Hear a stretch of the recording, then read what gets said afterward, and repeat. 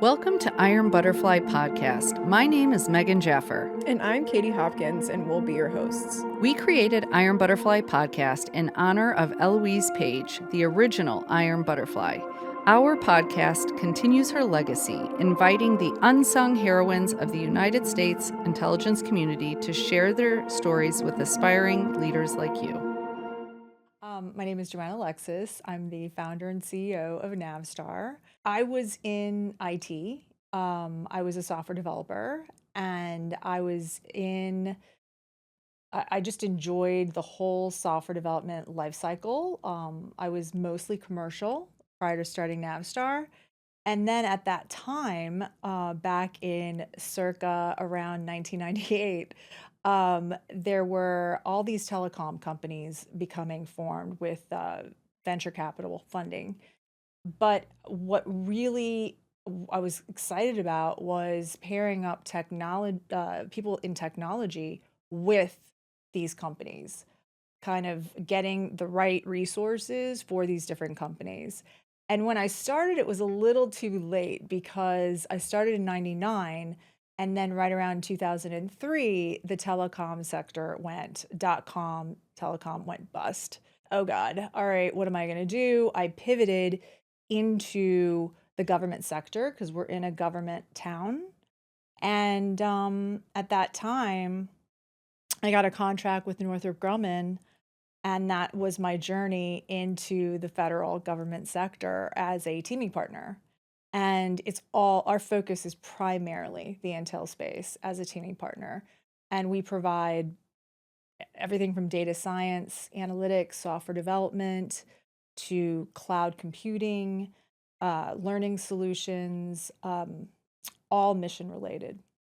I'm excited to be here today to introduce today's guest.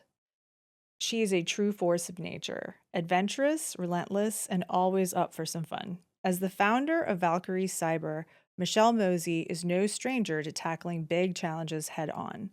Her career has taken her from serving as liaison to USDI to working with you, with me, and of course, building Valkyrie Cyber into what it is today. When she's not shaping the future of cybersecurity, you can find her camping, exploring the great outdoors, traveling to new places, or whipping up some delicious in the kitchen.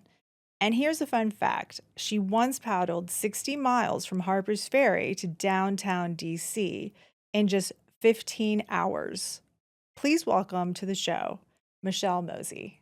Thank you, ladies. Great to be here, and thank you for the invite to talk with you at Iron Butterfly. Oh my goodness, what an intro. Yeah, I know. I feel like I have 10 questions just on the intro alone. We haven't even started yet. So we have to start. I know Katie and I both want to say something here. It has been one of our dreams, really. We've tried to manifest this since the beginning of Iron Butterfly. As our listeners know, we are in season 8. And we always had wanted to have a FVEY country on the podcast. And we have tried, and we are so excited to have you as our first. Thank you. How does it feel? Yeah, great to be the first. I feel like we need to shoot off some cannons or Amanda, something. can we have a sound effect for this? Amanda has doo-doo-doo-doo. God, That's like an epic fail. So loud. I know. She can edit it. Yeah. Oh, it was amazing. Oh my goodness. Well, welcome. Thank you you so much for saying yes. We're excited to talk with you. Katie and I don't know anything, so we're going to be learning with the audience today. And so we should give Mary Quinn a shout out. Oh my gosh, Codename yes. Q for Yes. connecting us with Michelle. I'm sure we'll get into at some point in your story how Mary's, you two yes, met. Mary's great. Been a good friend. She was a great colleague, and then evolved into being a great friend. And we catch up. We still have lunch. We still have coffee. So yeah, she's the best. She is the best. So thank you, Mary. Thanks for making this happen. Thank you, Mary. Awesome. So let's go ahead and get started. We usually kind of ask the hardest question first, which is, let's go all the way back to the beginning. Tell us your story. Where did you grow up? how did you kind of make your way into this intelligence, national security space? And we might ask follow-up questions when you use Australian terms, because the majority of our listeners are American, and I'm sure will not know exactly what you're referring to, but are very curious to learn. No, but we will be adding Australian listeners with this Yes, episode. we will. We will. Exactly. So Australian listeners, please forgive Welcome. us. We're ignorant Americans, but we're excited to learn about all things Australia. So I was thinking about that on the way here, and I thought I need to put a caveat out to all of you and all the listeners as well, that if I do use Australian terms, just pull me up. Pull me up and ask me, because, I will go back to my native tongue. Love it. Good. I hope you do. So I guess all the way back to the beginning, obviously, born and bred in Australia. I grew up in a really small country town in central New South Wales. So for all the Americans out there, New South Wales, the capital of the state is Sydney. And I live about 5.5 hours due west of Sydney, in the middle of New South Wales. The town was called Parkes. I think there are literally more sheep than there are people. A very small town, population of around about 7,500 people. Oh. My parents still live there now. I grew up there. I grew up swimming. I swam at state, national, and Pan-Pacific levels in my stroke of choice, which was breaststroke. Oh. I played field hockey, touch football, soccer, netball, softball. Yeah, my family was really big into sport. And so that was literally all of our weekends. And as I was competitively swimming, most of my afternoons at school. I have 2 brothers, both younger than me. I went through high school, like just having, I think, what is a really normal country kid's upbringing. Lots of sport, church on the weekends, hanging out with my friends and my grandparents. Believe me, if I look back now, I had no plan, like zero plan. And I'm not ashamed to say it at all. I had no idea what I wanted to do. I wasn't very academic at school, and not because intellectually I couldn't do it. I just wasn't interested in it. I found school incredibly boring. There were probably 2 subjects that I really enjoyed, biology and history. I loved those. And I got through, I think I made it halfway through my final year of school, year 12. I didn't even graduate because I was like, no, this is just not for me. So I went out and got my first job. Actually, it was probably my second job, because when I turned 15, I was working as a checkout chick at the local supermarket. Amazing. Amazing. So Those jobs are so important, though. They're so important. I think they really teach you some key skills. How to interact with people. Yeah. How to deal with difficult people. Yeah. And as a young girl, I was 15, working at Woolworths, which I guess is almost like the equivalent of a Giant or a Safeway. I worked there through school until I decided, no, not for me. And then I went and did an internship as a dental nurse, which was, God bless all the dental nurses out there. Wow, looking in people's mouths all day. Again, not for me, but it filled a gap. It filled a gap until, because I was still trying to figure out what am I going to do? Yeah. I was just cruising at that point. I was playing hockey. I wasn't swimming anymore at that point. And I was playing field hockey every weekend with a great team. And one night, we used to train on Thursday nights. And one night I was on my way home from training, and we always used to stop off at the pub and have a beer after training. And I walked into our local pub, and there was this guy sitting at the bar in full military uniform, full naval uniform. And me being a smart mouth sort of young teenager, "You're a bit far from the ocean, mate." And he looked at me and we struck up a conversation. And I said to him, like, what are you doing here? And he said, well, I'm with the Royal Australian Navy. I'm a recruiter, and we're doing a recruitment drive. He said, well, tell me about you. And at that point I said, well, I'm doing dental nursing. I don't really know what I want to do. And he said, you should just come over. You should just come over tomorrow to the recruitment You were a centre." prime target. Oh, yeah. Biggest sucker there. Biggest sucker there. And he said, you should just come over and find out, like, what opportunities kind of exist. And I was like, yeah, maybe. Oh, we'll see. We'll see what tomorrow brings. And so I went home and I was kind of thinking about it. And I thought, well, what does it hurt? What will it hurt for me to just go and find out? Yeah. Because at that point I was kind of looking around the town and thinking, I'm not too sure if I can hack it here. Like I'm not too sure.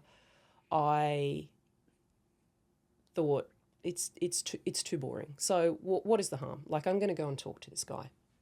And it ends up I go into the recruitment centre and he's telling me about all these jobs, and he was asking me about my schooling and whatnot. And in Australia, you just have to graduate year 10 in order to go in as a non-commissioned. Oh, okay.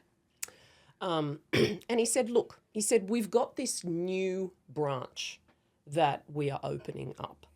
He said, it's brand new. There's a big recruitment push for it. He said, it's called EWT.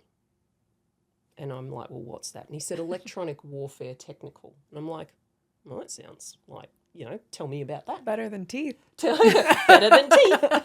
And he said, well, it's actually really difficult. It's a 98% pass mark. The training is 48 weeks long after you get out of boot camp. So Whoa. It was 12 weeks at HMAS Cerberus. And then he said there's another 48 weeks at the key Joint Telecommunications Training School. And he said, and then from there, you will get your rate and you'll go out into the fleet. And I'm like, sure, why not? Like, Yeah. how bad could it be? So on the spot, I'm like, yeah, I'm up for a bit of adventure. Let's do it. Oh my God. Sign on the dotted Yep, line. signed the paperwork. I went home that day. Oh my gosh. Oh I my can't God. wait to I hear know, what your I know. family said. I went home that day and Mum said to me, oh, how was your day? What did you get up to? I said, I joined the Navy. She said, you what? I said, yeah. I met, like, the worst story ever, right? I met this guy at the pub last night. Oh And my he said, you gosh. should come over and talk to us about recruitment for the Navy. And I said, so I did. Sound pretty interesting. So I thought, yeah, like, I signed up. My mother was just gobsmacked. She was like, you've never stuck to anything in your whole life. Like, this is going to be a disaster. Oh my gosh.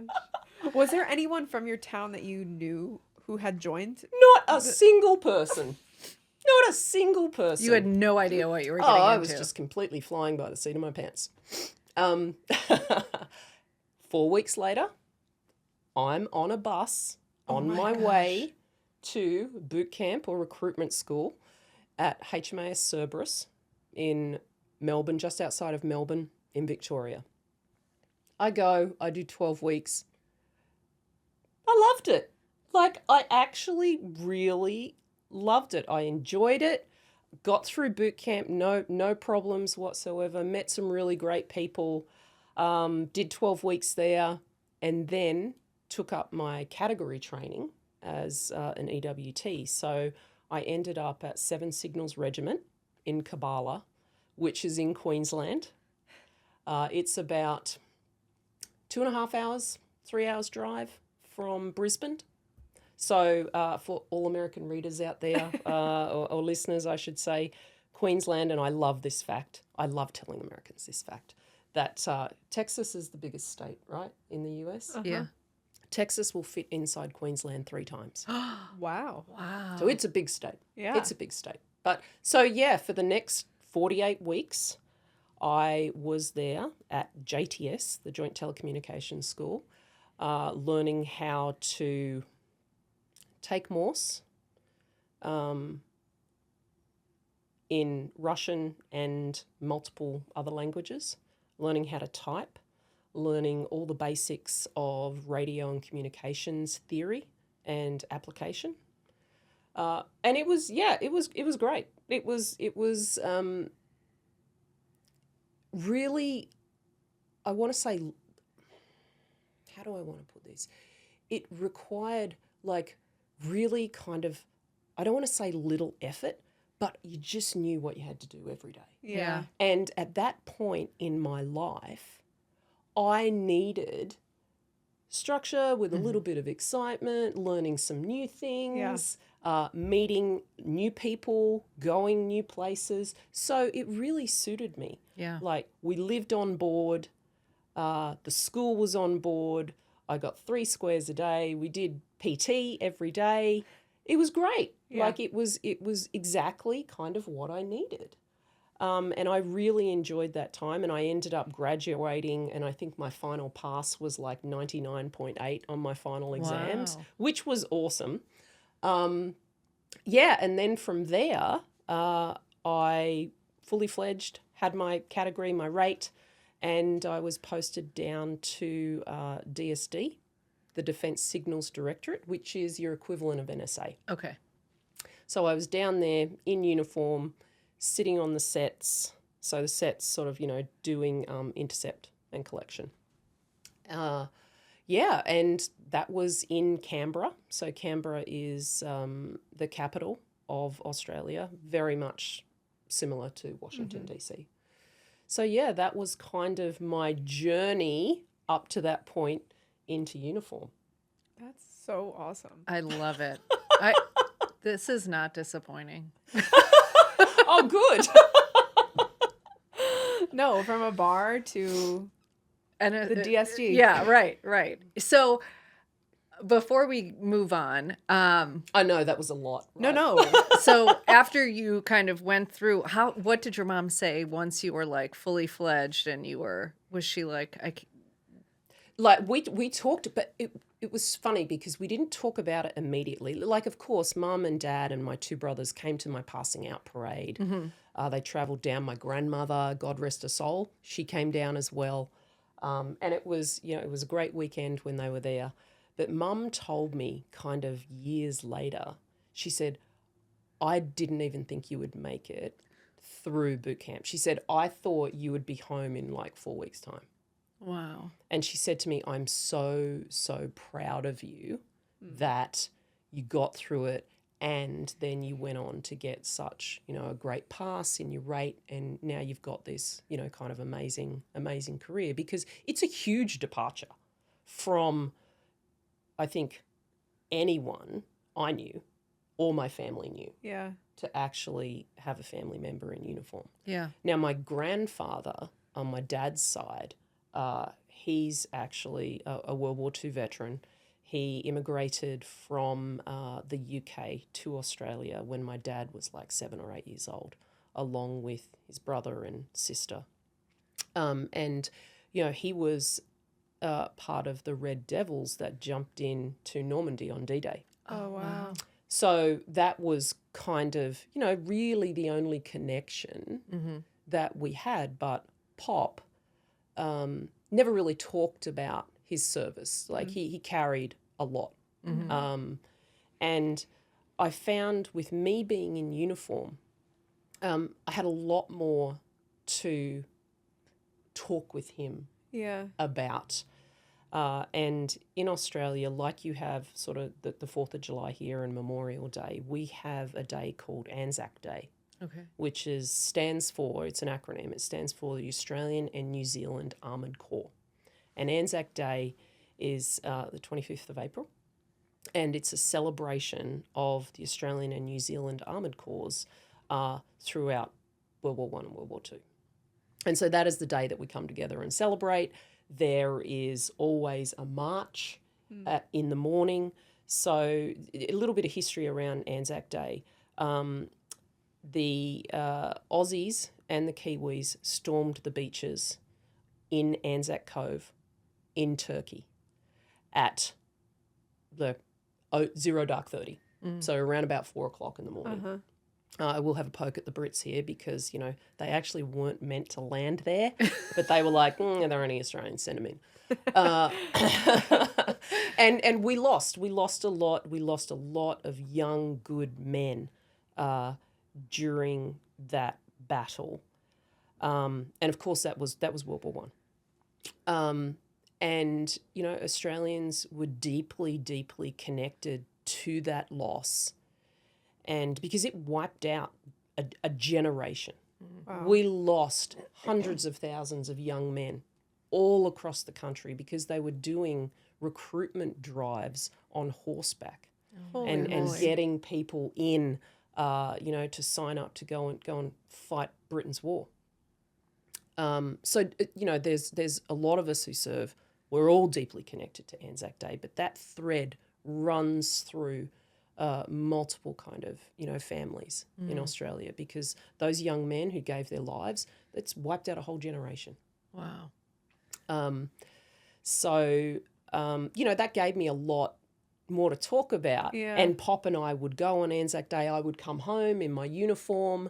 I would march with him. He would still have his Red Devil's beret on and his paratrooper sort of tie. And we would march and we'd go down, we'd have a beer and do all the things. And it was a really great way to connect with him on sort of his service. And I know he shared a lot of things with me that the rest of the family didn't know. Right. Because I don't think they had a baseline to talk about it with him. Course. Yeah. How special. Yeah. Sorry, yeah. No, That's really it is. special. Was there ever a moment when you were like miles from home in training, thinking to yourself, like, I don't know if I can do this? Nope. That's awesome. Why do you think that is? Was it really just like the sense of adventure and the structure that like kept you going? I think if there's anything about me is that I'll back myself 100% of the time. Now, that does not mean I am 100% confident I'm going to do it. But I figure if I'm going to back on anyone, I might as well back on myself because that is completely within my control. I love that. I also love the idea of that you can back yourself 100% without being 100% confident. Yeah. I mean, like, I know there are people out there who are 100% confident in themselves. That's not me. Don't worry. Don't worry. I, like many other women, suffer the imposter syndrome, suffer, oh my gosh, like, am I going to be able to do this? And I think as I've matured, I've just gone, literally, what do you have to lose? Yeah. You are in control of this. Worry about the stuff that is within your control and just do what you can. Right. Yeah, I love that. So you're sitting at DSD. Now take us through what comes next. What comes next? From there, Canberra, big smoke. For a country girl like me, big smoke, 300,000 people in Canberra at that point. I was like, okay, I'd been there maybe 12 or 18 months, and I was like, I need a change. So I went and I spoke to my warrant officer, who was really great, and said, any kind of positions, like, what other options have I got? I've been here 18 months. And she said, well, you do know, like, you're here for 3 years, right? And I'm like, yeah, like, I know, but it doesn't hurt to ask, right? Yeah. And she said, well, actually, we've got an opening up in HMAS Coonawarra, which is in Darwin in the Northern Territory. The US actually now has a Marine base there, Robertson Barracks. But at that point, they weren't there. And I was like, yeah, Darwin, that sounds like pretty good. You've gone like all over the country at this point. I went, that sounds pretty good. So I got a posting up to HMAS Coonawarra, and I was actually posted about 30 miles out of Coonawarra at a place called Shoal Bay Receiving Station. And that is a satellite collection base out in the middle of the mud flats. Like a sidebar story. It was really good out there because we were near the mud flaps, and we actually had cooks there, like military cooks who would make all the meals for us, because we had to go out on the bus, and the shifts were 12 hours long, so 4 days on, 4 days off, 2 nights, 2 days. And so they had the chefs there. That's brutal. So they had the chefs there, and they would cook. And they had a tinny, like a dinghy, like a metal dinghy, and they would go out and set crab pots. And so they would catch mud crabs, and then they would bring them back, prep them, and we would have them for, dinner at times. So that was just, a little sidebar story. But Shoal Bay Receiving Station, they also had and still do have a HFDF site, so a high frequency direction finding site there. And yeah, I spent an awesome 3 years there. Oh, wow. Yeah, awesome 3 years. And I don't think, I'm telling you anything that's not openly available, but, the highlight for us, because I started out in HFDF, and the highlight for us was Darwin is directly below the Black Sea and Vladivostok. So we would, through the HFDF network, be able to pick up Russian Bear bombers and, different other capabilities coming out. And we would coordinate with the HFDF network, which of course included the Five Eyes, to actually locate. So that was kind of cool. That's super cool. And from there, I was there for 3 years. And then I had the opportunity to go and do some TSCA, which was Technical Satellite Collection. So I went and did a course which involved me going back to the regiment, 7 Signal Regiment in Queensland, to do that course. And then, of course, I came back to Shoal Bay and went into the proper satellite collection area, which is sort of looking at telemetry of different satellites as they pass kind of overhead. So that was really kind of interesting. And I finished out my 3-year tour there. Then what did I do after that? I went down. I was actually then posted down to Ranchus, which is the Royal Australian Navy Tactical Electronic Warfare Support Squadron. What a mouthful. Yeah. What a mouthful. So the job of Ranchus was to provide shipborne protection for any Australian ship moving outside Australian waters. So great gig. Every time you get an overseas deployment, hey, we just get to fly on board, do the collection and protection of the ship, and then when you come back to Australian waters, get off and go back to home port. Great gig, really. Yeah. Pretty good. So that was a really good time. Of course, there was more training associated with that. I had to do ELINT, which is the Electronic Intelligence Collection Training, in order to operate out of there. But some of the best times that I had, because Ranchus was actually the first time that I had been posted to sea. Oh, wow. Like that was the first time, because obviously Canberra, land base, Darwin, land base again, and the only ships that really run out of Darwin are patrol boats. And I had done a little bit of time on those, like sea rides and different activities. Actually, when I was in Darwin, I did do a couple of day trip on USS Houston. Oh, Oh, very wow. cool. That's awesome. They flew us out and we did a little bit of time on one of your nuclear subs, that was a cool experience. So being at Ranches was my first real sea time. And I think the first trip that I did was around about 6 or 7 months. And that was all throughout Southeast Asia. We sailed out of Perth, which is in Western Australia, the other side of the country, all the way up, Indonesia, Hong Kong, Papua New Guinea, and multiple other sort of ports through there. So I imagine that must have been kind of surreal as like a small town. Oh, look, absolutely. I shipborne life, like, I loved it. I loved it. I would get up in the morning, make a cup of coffee. I would walk to the forecastle of the ship, so that's the pointy end, and you can't hear the diesel engines from there. And it's just so quiet, and all you can hear is just the waves, the bow coming through the waves. You'd look off, Port of Stonside, and you would see dolphins kind of, and it's just beautiful. You watch the sun come up.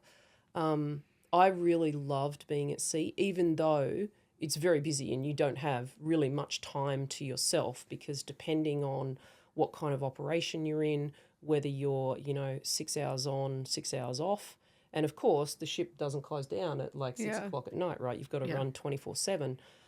So you rotate through those, but you work, and then in your off time you've got to sleep, work out, eat, do your laundry, any other things. But it was a time when I was just enjoying the experience, like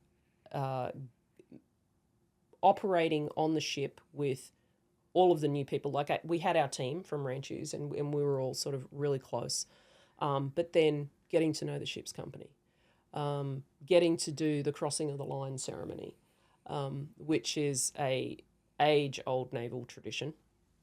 Doing things like that, and just going through the motions. And as I said, it didn't take a lot of mental space. You knew what you had to do. You just got in, you did it, and then you just keep moving forward. And I really enjoyed my time at sea. After Ranches, what happened then? Wow. I had a baby. Oh, well, that's pretty big. I had a baby. And from there, I was posted back to the regiment, Seven Signals Regiment up in Queensland, as one of the instructors. Oh, that's cool. So I was an instructor up there for 3 years, putting, obviously young sailors through their training. And that was a great experience, like a really great experience. I think I did maybe 6 courses when I was up there, of varying lengths. And I was at that point in the technical stream. So our courses ran 3 to 4 months. So I would have a group of students for that period of time. So it's really funny, because after that, even when I moved out into government, I would still run into some of my, former students that were on their own career path and they're on their own journey. And I still keep in contact, not with all of them, but with a lot of them. That's cool. And the relationships that I built with some of them. But I got a lot back from, I guess, grooming and educating them to get the most out of their career. Well, that's a sign of a good teacher. So 100%.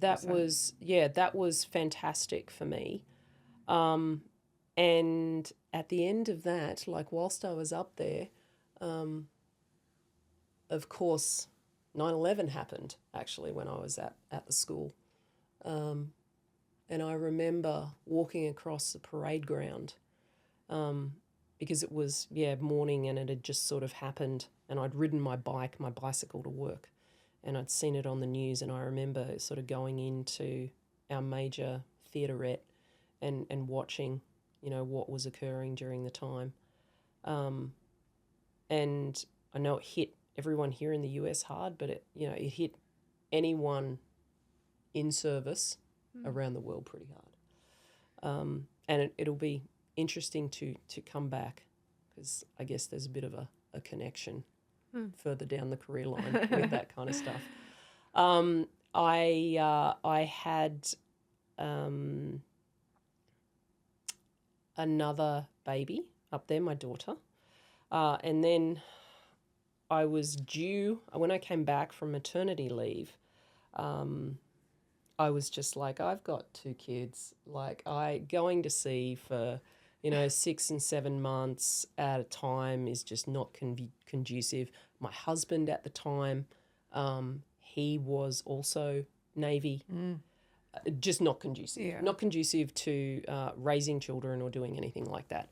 Quick pause, just because I'm curious. What is maternity leave like in Australia? Oh, it's fantastic. Like, it is very, very good. When I took it, it was 3 months full pay, or you could take 6 months half pay. Oh, wow. And then you could take 6 months leave without pay. So you could essentially have 12 months off. Wow. That's pretty good. Yeah. And I think also they have paternity leave, which Yeah. is about the same, maybe a little less. And I think since I had my kids, it's they've extended it. Wow. Wow. And what was it about? I mean, it sounds like it just was kind of a point where you hit this fork in the road of like, hey, this just isn't what I want anymore. Like, was that a difficult decision for you, or was it just kind of like, this is where I am now and this is what I want?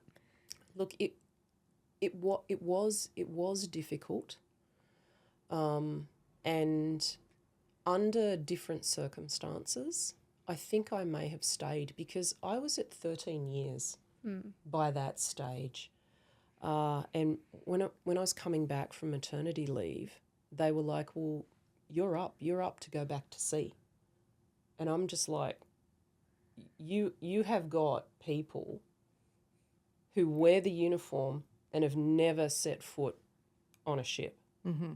How about you just drop me back? Give me 6 months." Because at that point, Grace was 6 months old. Yeah. That's crazy. And I was like, I don't want to get out. I don't want to get out. I love serving. But if you're going to make me choose between that and my family, well, the choice is pretty simple. Yeah. So unfortunately, the posters were like, well, no, your ticket's up. Like, it doesn't matter. Like, you've got to go. And I'm like, well, no, there's my papers. I'm discharging. Wow. And that was it. It left a really bad taste in my mouth for a long time. And I wish it hadn't have ended that way. However, the career and the opportunities that I had afterwards possibly would have never have happened if I hadn't have made that choice. Yeah. Yeah. So after I separated, I joined the Intel community, and went to work at DIO, which is the Defence Intelligence Organisation, DIA equivalent. And here's another mouthful for you. I actually went to work in the C4ISREW area. So command, control, communication, computers, intelligence, surveillance, reconnaissance, electronic warfare. Oh my goodness. Wow. So, which was in, funnily enough, the scientific and technical analysis branch within DIO. So right up my alley, in terms of looking at comms networks, looking at ELINT, collection, and a big part of my role there was actually doing the analytical reports to assess different capabilities of either platforms or countries or networks. And again, like I found that really, really interesting to be able to utilize what I'd done sort of in uniform and kind of get on the other side of it and actually use some of that information to make some assessments and analytical judgments of capability. Yeah, that's cool. So that was that was really good, and I was in STA for quite a few years. Like we're talking probably 5, 6, 7 years.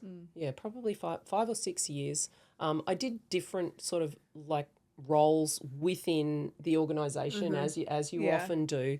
And by the time I left, I was actually director of one of the sections there. Yeah, so I got to do some cool things in there. I got to brief our defence minister at the time on Chinese high-energy lasers. Yeah, I got to meet a lot of interesting people, and at that point I started to get more engaged with the Five Eyes because technical analysis really quite specialised, and we had have a very close relationship with the US and the UK around some of those capability areas. So that was kind of where my first real working exposure Yeah. came to working, with really the Five Eyes or the Three Eyes plus 2. Yeah. Sorry, Canada. Sorry, New Zealand. So It is what it love is. it. I love it. what would you want Americans to know about Australian intelligence, or like the DIO specifically? Like, what would surprise them to learn about DIO? Good question. What would surprise them?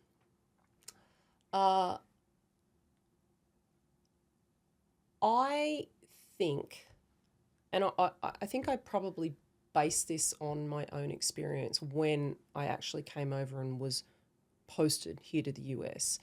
I feel that Americans are always so surprised about how much Australians know in terms of breadth. Because I think the difference is in Australia, we're a much smaller population. Therefore, smaller military, still huge part of the world to cover. Yeah. Like we have we have the largest Muslim population outside of sort of the European area, 500 miles off our northern coast in Indonesia. Yeah. So I think Australians have a breadth of knowledge around a whole lot of different, they can string geopolitical, technical, and other analytical things together, whereas the US, your expertise comes from, you have deep experts, but they often, just know that element, and then being able to connect the dots becomes increasingly difficult unless all of those, I don't want to call them that, but, like it's a common term, the cylinders of excellence. Unless the cylinders of excellence are talking to each other, then it makes it difficult to Totally. kind of like join the dots. Yeah. And I think that's why the US and Australian relationship actually works really well. Because Australians, kind of, I guess, a little bit bolshy, and they'll go, well, what about that? Do you know about this? And people are like, what? Like, how do you know that? Well, I cover from, west or eastern Papua New Guinea all the way through to Indonesia. And, like you can kind of join the dots. So that may be kind of surprising. And I think for what Australia does bring to the relationship is kind of that dogged attitude and the ability to kind of give anything a crack. And that sort of broad knowledge that can open up questions. Yeah. Absolutely. I think that's such a cool answer. I know. I mean, I just think it's cool because, I think our audience, there are lots of different, what do we call them? like the different personas of Yeah, our yeah. audience, right? And so there are people that are going to understand exactly what you're saying because they've worked it and they've been in partnership with you. There are people who are in the intelligence community but never really worked with, maybe they're in that cone of excellence and they don't really work And I outside don't of it. mean that in a No, derogatory no, way, I don't because take you it that way. absolutely Yeah, yeah. need Yeah. that deep Yeah. expertise. And you have the number of people in order to be able to really develop that really deep expertise. And that's not saying Australia doesn't have experts Of course, yeah. at all, but broadly, we've got like a big Yeah. job, like we all Yeah. do. And the size of our IC, it's the nature of the beast. Yeah. You've Right. got to lower it and Yeah. increase the breadth of your knowledge. Yeah, Right. absolutely. So you mentioned FVEY collaboration a little bit, and I want to like double click on that for a second because I think when I joined the intelligence community, this was one of the main things that surprised me is how entrenched we are with our allies and with our partners. And I'm curious if you could just talk a little bit about like why that's important. And I know that probably seems like a softball question, but I think to a lot of people that would surprise them that like this relationship is really as close as it is, and why there's such a deep reliance on both sides in that trusting relationship. Yeah, good question. Let's like start big and go small. If you look at the location, US, UK, Australia, 3 points on the globe, essentially gives us global coverage for any kind of activity. Right. The US has bases in Australia. We host 2 major locations in Australia. And look, Australia has had a relationship with the US for over 100 years, the mateship, right? You hear the Australian Embassy talking about the mateship relationship all the time. And it is deep and it is entrenched because I think Australians bring something different to the table. There may be people out there who will disagree with me, but I think a lot of Australians still have a bit of a convict mentality that they will buck the system. Mm. And by buck the system, I mean maybe not always adhere to the rules. And I think the nature of Australians kind of being open to that, I think the US really likes that. Yeah. Because I think, within the US, you've got your policies and people are very loath to work outside them, particularly when it comes to intelligence. It's the whole intelligence sharing component. Right. I don't think there has been a war where Australia has not fought alongside the US. It's Like, pretty amazing when you think about ever. that. Yeah. Ever. And yes, the Brits were there as well, but we were together. Vietnam, Korea, the Gulf, Iraq, Afghanistan. And then working, alongside as well in UN operations. We're talking about, World War II as well. There's not been a time, I think, where we haven't worked together. And I think coming up through particularly the most recent wars, the idea of intelligence sharing and collaboration has become so much more important because we are living in a, where you can send information from one side of the planet like that. And let's face it, terrorist groups, they are everywhere. Like, they're in the US, they're in the UK, they're in Australia, they're in Indonesia, they're in Pakistan, they're in India, they're like everywhere. They share information. They share intelligence. Yeah. Like, no one country from the Five Eyes is going to have global intelligence. Right. Like, that is, I think, one of the underlying foundational reasons why intelligence sharing is so critical. And I used to joke about this with Mr. Clapper. And I mean, the US no fawn. And I used to say, yes, fawn, sir. It should be yes, fawn. Like in certain situations, it should absolutely be yes, fawn. Yeah. Well, it should certainly be the default, right?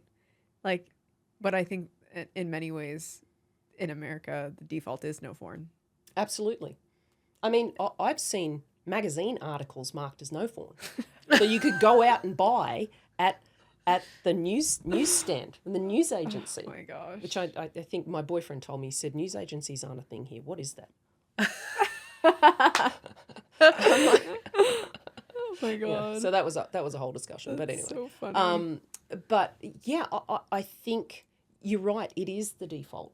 And like Australian has their own version. We have Osteo, but under certain conditions, operating side by side, like it gets shared under certain conditions. Yeah. But and I think Australia's much more liberal in sharing that than sometimes the other way. Yeah. Yeah. Absolutely. Absolutely. So I wanted to kind of jump into you coming here and what brought you here. So fast forward, I guess, into DIO, did a few jobs there, went over and worked as the Chief of Staff for our Deputy Secretary of Intelligence and Security, Mr. Steve Merchant. I was his Chief of Staff for 18 months. Fantastic. He did the job of the Undersecretary of Defence for Intelligence, so sits over all defence elements of the IC. Fantastic job seeing it at that really strategic level in terms of not just the day-to-day office budget, those kinds of things, but looking at the different strategic goals and whatnot and how people were collaborating. And the Australian intelligence community is super, super collaborative with each other. It is not uncommon to find an intelligence officer who has worked in DSD, DIO, and potentially even AGO, and our geospatial organisation. It is not uncommon to find that. Yeah. The ability to move through the agencies is an extremely good thing. Yeah. Because being able to bring that knowledge, but that's really uncommon here. It Yeah. is You just super stay. uncommon. Yeah, you just stay in the agency you joined with. And even if you are switching, it's difficult. Yeah. It's For sure. difficult. I mean, there are people who do it, but it's not super easy. Yeah, yeah. So I was working for Mr. Merchant as his Chief of Staff, and that's when I first met Mr. Clapper, because counterparts. I met Mr. Clapper, got to know him very, very well, and then a position as the Australian Intelligence Liaison to him came up. I applied for, and I was lucky enough to be successful. So that was my first gig in America, and that was around 2009. Can I ask just a logistical question just because I'm interested? Does he get to choose his liaison, or is it chosen by the Australians, or is it a little bit of both? It's chosen by the Australians. Okay. Yeah, but he knew me. Yeah. He had operated with me, so I don't want to say it was a given. Like, I had to apply, Of course, and yeah. interview and do all of those things. So yeah, we came over in around about, maybe it was 2008, and it was a 2.5-year posting. That is, of course, when I first met Mary. So as the Australian liaison to USDI, he had a UK liaison and a Canadian liaison as well. So the three of us were super, super close and given amazing access to Mr. Clapper and his leadership team around driving collaborative priorities across the three countries and being able to feed that back into the Australian intelligence community and then have information that I could bring to the table to sort of make Mr. Clapper aware of and share. So it was one of my favourite jobs, I got to meet some absolutely amazing operators within the USIC. And, you know, obviously Mary, because she was there as a liaison as well. But yeah, it was great. I had some awesome experiences. I got to go down to El Paso, got to see an Intel satellite launched for NGA. That was awesome. What else did I do? Lots and lots of trips, and just I think the ability to gain a much deeper and greater understanding of capability within US Defence Intelligence. So it was really great. So I was here for 2.5 years, headed back to Australia, and went back into the renamed DSD, which is now the Australian Signals Directorate.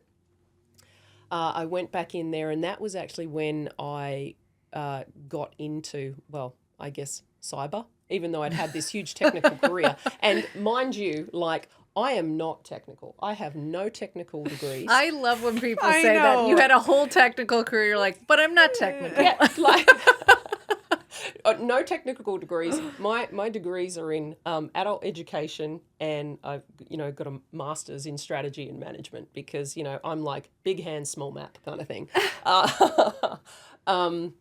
So yeah, and that was when I first sort of started to get involved in cyber, and I ran cyber policy and relationships. So that was within ASD. It was my role to work with a lot of companies who were looking to not only provide cyber capability but my team actually also looked after all of the cyber related policy for federal governments. Oh, gotcha. And sort of delivered that out. So that was an okay job. I worked for really great people, really fantastic people. And then after that, I went out and did a stint at Defence Security Agency, which is our DSS equivalent, Defence Security Service equivalent. I ran the policy branch out there for, I think, around 2 years or so. So that's all the security policy for physical, personnel, and IT. So a natural step, I guess, coming out of ASD, where it's classified policy for computers, and then taking sort of the next step to push it defence-wide within DSA. After that, I kind of like, I'm not too sure if I want to continue to work for the man. So I decided that I was going to leave government. Throughout, I think, my career, I don't want to say I've been seen as a disruptor, but definitely a problem solver, and definitely probably not so much a conformer. And I think at that point I was like at the senior executive service level, and I kind of like knew I rubbed people the wrong way, because I wouldn't always kind of toe the line. Yeah. And that doesn't mean breaking rules, but like, it's a question about, why are we doing it like that? The old ways are not always the best ways. Yeah. And I don't know about all of your experiences, but sometimes the Intel community can be kind of stead in their ways and don't like change. Amen, sister. And don't like change. And for someone like me, I found that super frustrating. Yeah. And so I wanted to kind of, try something different. Yeah, but I wouldn't. I'm not saying that you are, but discounting that part. That decision is a huge decision. We know lots of our friends and mentors who have left government service, whether it's left the military or left, the IC, and it's a big transition. Going from kind of being told your mission throughout your career and what your North Star is to trying to figure that out yourself. Yeah. Yeah. And I mean, I will go back to the point where still no career plan. But I mean, let's just say we call them country bumpkin girl from the middle of, this small town to the career you've had up until that point. That's wild and amazing and something you probably would have never even dreamed of. Absolutely not. Like, never dreamed of it at all. And as I said, no career plan. I think every job that I went to or applied for or went after was just because that's interesting. Like, that's really interesting. And I think I want to get involved in that. And then when I get in there, I'm like, okay, maybe we could try this, maybe do something different. And I think I have just been really, really blessed with the opportunities that I've had. So after deciding to leave government, and it was a huge decision. I ended up actually working for a company by the name of With You With Me, which is a veteran-founded organisation which focuses on veterans transitioning from full-time service into the public world. Wow. And coming from where I did cyber technical background, With You With Me focused on training transitioning veterans in cybersecurity, data analytics, robotics process automation, all of those jobs that you see every day. There aren't enough cyber analysts, there aren't enough this, there aren't enough that. And we're like, well, actually veterans, they come with a range of skills. Teamwork. Yeah. They can think on their feet. They are critical thinkers. They've got the ability to deal with problems. And management skills is absolutely like... management skills. Like they were a natural fit for a lot of these jobs. And whilst I was at With You With Me, we trained cooks, we trained infantrymen, and placed them in cybersecurity roles and data analytics roles. Wow. And these were entry-level jobs. So at the moment, and I know it's the same here in the US, if you want a cyber job on Civvy Street, they want your clearance. And even if it's an entry-level job, okay, you've got a clearance. An entry-level job, they want 4 or 5 years experience. Are you mad? Yeah. That doesn't exist. Yeah. And I loved that job. So I was the head of academy. So academy was where we developed all of our courses and did all of our training. And then we decided to come to the US because US veteran members suffer exactly the same challenges as do the UK, as does every other transitioning, member out across the world. So we decided to come to the US. We came here in 2019.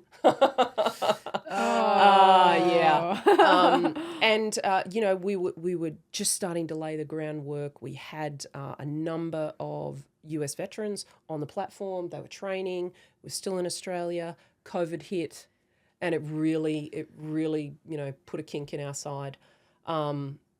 After a while, we were like, we can't keep up. We just can't keep up with the difficulty and literally businesses closing down. So they pulled back to Australia. I decided to stay. And it was at that point that I started doing some work with AusCyber, which is a federally funded growth network through the Australian government to build a cybersecurity ecosystem. And my job was actually global export. So I would work with cybersecurity startups and companies looking to enter the US market. So I would talk to them around investment, landing pads, visas, all of the basic things, and connect them and whatnot. The funding for that kind of finished through the government, and I really loved what I was doing at that point, and I knew there were still companies out there that needed that kind of advice. So I decided to found Valkyrie. And Valkyrie, I guess, people sort of say to me, why do you choose that name? I don't know how much you know about Norse mythology or anything like that, but what a Valkyrie is. Yep. Okay. But we know, but we want you to say it. We want you to say a it. Valkyrie is a female warrior that actually searches the battlefield for warriors who have been killed in battle, that have died, in an honourable way, and they choose them to enter into the Valhalla. And I thought that was actually a nice connection, because it's about Valkyrie looking, for those companies, choosing the ones that fit my bill. And that's not saying, that's actually all about me. But I think you might have gathered from our conversation is that I like to make a difference, and I want to work on things that make a difference and that I am passionate about. So Valkyrie actually allows me to do that. Work with those companies and, things that make a difference to me. Somebody said something to me, maybe 10 years ago, and they asked me and they said, what is it that you want written on your headstone? And I thought, oh, God, that's dark. Like, where is this going? And, it was about, reflecting. Yeah. Like, okay, we've got, whatever, wife, mother, beloved sister, all of those things. And it really caused me to take some time, look back on all the jobs that I'd had, but what they meant to me, kind of thing. And what I ended up settling on or resting on was, if I had to have one thing written on my headstone, it would be made a difference. So you kind of stole one of our last questions. Oh, I'm which, sorry. No, it was perfect. I just want to call it out. So we usually, our second to last question usually has to do with the butterfly effect, and how, a small thing makes a ripple effect that can affect change halfway across the world in your case. And so I think, very beautifully explained why you chose to start your own company and why you called it why you called it Valkyrie. And then, in addition to that, answering the question someone asked you about what you wanted on your tombstone, which has made a difference. And I think you answered the question about. Stole your thunder. I'm No, sorry it's about that. it's perfect. Yeah, it Yeah, is. it's and as I said, like Valkyrie now, I get to choose, and I'm actually working with an amazing company at the moment that is focused on computer science and digital literacy for kindergartner all the way through to year 12. I love it. So this is about teaching kids everything about, from digital health through to cyberbullying to, who do I share my information with? What is a password? All the way through, and the impact that kind of education can have on a child throughout their schooling career, but then also go back and, kids are fantastic like this. They'll be like, Mum, why is the password the same for everything? Yeah. So that is a ripple effect. Yeah. And that is one of the big reasons why I work with Hackers Jack, to do that, because the impact is not one single child. Yeah. It's actually everyone around them. I also love how this is literally the culmination of so many parts of your career that you have talked about, right? Like, you have the education piece, you have the technical education piece, you have the collaboration piece, you have the like changemaker piece, and like all of it is wrapped into this company that you've created yourself. And it's really cool to think about it that way, of like, this is literally the culmination of everything that you've done. It took me a long while to get here, and I think that's probably the most planning I've done on my career over the last 2 years. It's just been a bit of a wild ride till then. Amazing. Well, we have come to the end, and as you know, we have one last question for you. So, in keeping with the name of our podcast, Iron Butterfly, which is named after Eloise Page, the first female chief of station at CIA. If you had to give yourself a code name, what would it be and why? So I just want to interrupt here because before we started recording, you had said that you didn't know if you had one. And we said, well, you're going to have to come up with one by the end of the episode. And through this episode, I think it's super clear what it is. 100%. I think it's like hit you in the face clear. Really? But I'm going to let you choose. I don't know. I feel disruptor is just like way too strong. But look, honestly, if I was going to go with anything, it'd probably be Cowgirl. I love it. That's not what I thought you. That's not what I was going to say. What did you two think I was going to say? I was thinking Valkyrie. I was going to say, Say we do should it together. on 3. But you were going to say the same I thing, was, right? yes. Cowgirl. I love Cowgirl. Why? Look, I think Cowgirl, well, last name Mosey. Yeah. Like Cowboys Mosey. But I think it kind of sums up, like what do you think about when you think about, a cowgirl? Like it's somebody who likes adventure, likes excitement. They're open to doing new things and sometimes, dangerous and opportunistic things. Mm-hmm. I think that kind of applies. They're normally fairly gregarious people. Sometimes they get hurt, but they get back up. And keep on ploughing forward. I mean, Valkyrie was too easy, right? It was, but if you didn't have one. we're just going to go. I personally love Cowgirl. I do think too. It's perfect. It is perfect. Well, Michelle, thank you so much for doing this. Thank As you know, this is I've loved it. It's been this great. has been so fun getting to know you, and this is a huge milestone for us and something that we've dreamed about Me for a too, long because time. I'm not normally someone who talks about myself. Well, that's a common thread with pretty much everyone who has been on the podcast. Well, and so- who works in intelligence in general. That's But this was a wonderful episode, and it was full of stories and education and all the things. I know this was like a masterclass in Australian I know. intelligence. It's I feel so good. It was so good. It So really was. thank you very much for coming and for saying yes. Yeah, thank you. And now you're an Iron Butterfly. Yay. welcome to the fam. Thank you. Thanks, ladies. It's been fantastic. Great opportunity. Thanks again, Mary. Yay, Mary. Shout out, Mary. Love Mary. you.